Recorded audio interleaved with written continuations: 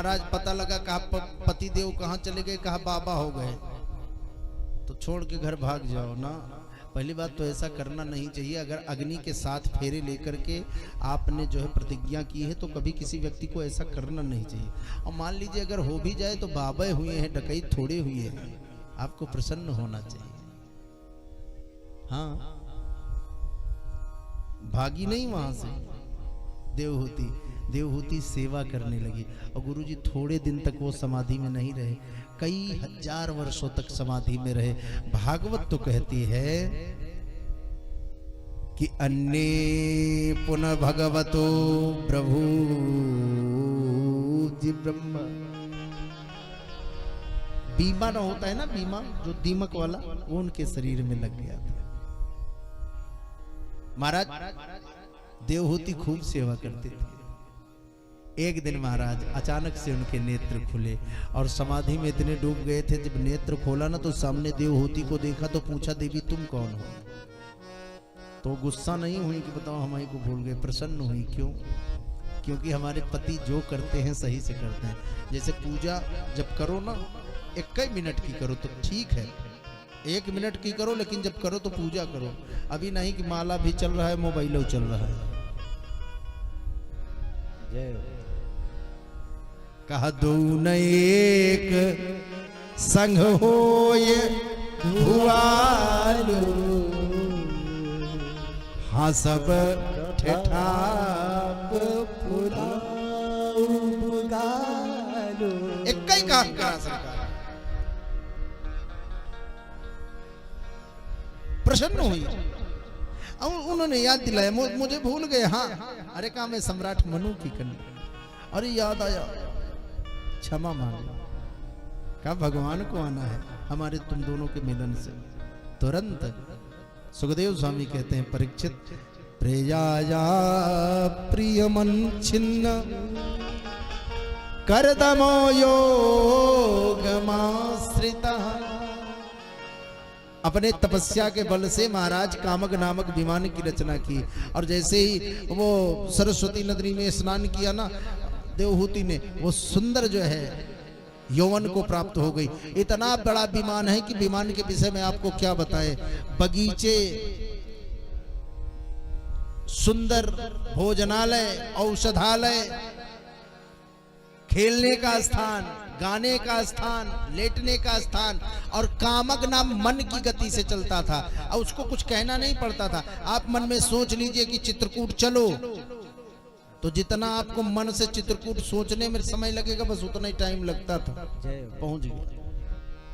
महाराज पूरे ब्रह्मांड का भ्रमण किए, 9 कन्याओं की प्राप्ति हुई, लौट करके आए।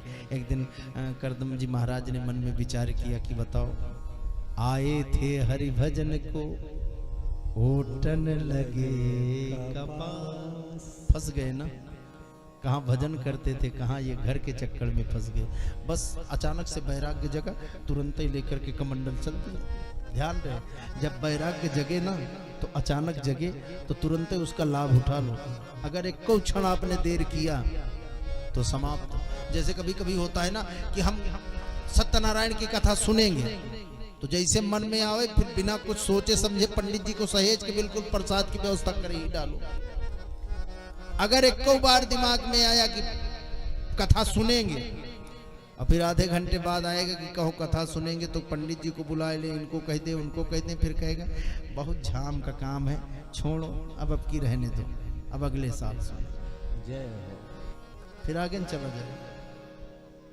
और कि तो गुरु जी के तरीके साथी हो कि आप भले ढिलात रहो,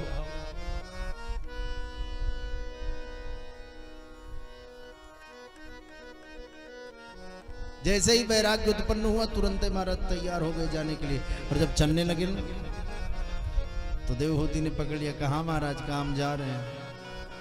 अरे कहा ये 9 कन्या जानते हो। करदम जी की आंखों में आंसू आ गए। का पता है, मुझे भगवान ने कहा था कि मैं तुम्हारे पुत्र के रूप में जन्म लूंगा।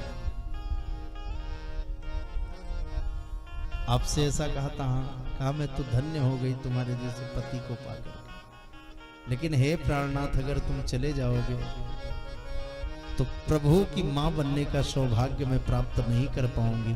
इतना ही सोच करके जब बाद में उन्होंने एक शब्द ऐसे कहा आपकी तपस्या में तो कोई दिक्कत है नहीं, लगता है मुझ में ही कोई कमी है। इतना सोच करके जब पश्चाताप किया तब भागवत कहती है, माखिदो राजपुत्री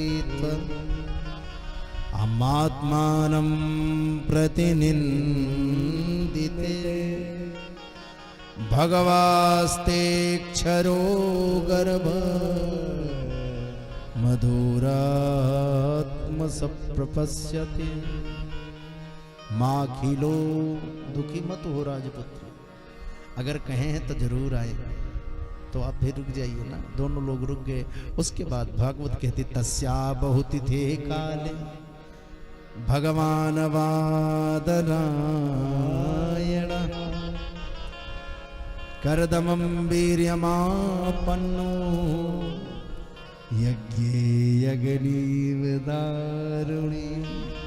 महाराज देखते ही देखते जैसे अरणि मंथन में अग्नि अचानक से प्रकट हो जाती है, वैसे देखते ही देखते करदम जी के यहाँ माँ देवहूति के गर्भ से भगवान कपिल देव जी का अवतार होता है। बोलिए कपिल जी महाराज की जय हो।